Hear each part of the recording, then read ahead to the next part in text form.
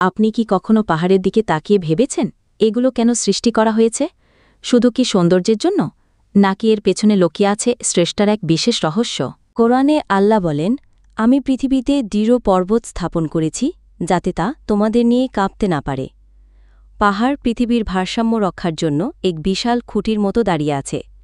যদি পাহাড় না থাকত তাহলে ভূমি স্থিতিশীল থাকত না।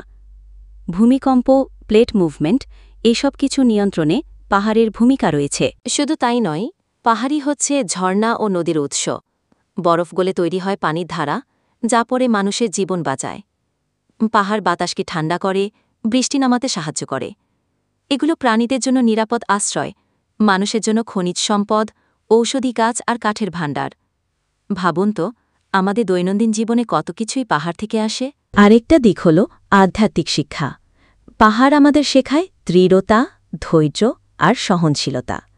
যেমন পাহাড় ঝড়, বৃষ্টি, বাতাসের আঘাত সহ্য করেও অটল থাকে, তেমনি মানুষকেও জীবনের পরীক্ষায় মজবুত থাকতে হবে। নিশ্চয়ই, পাহাড় শুধু প্রকৃতির সৌন্দর্য নয়, এটি আল্লাহর মহান শক্তি ও রহমতের নিদর্শন।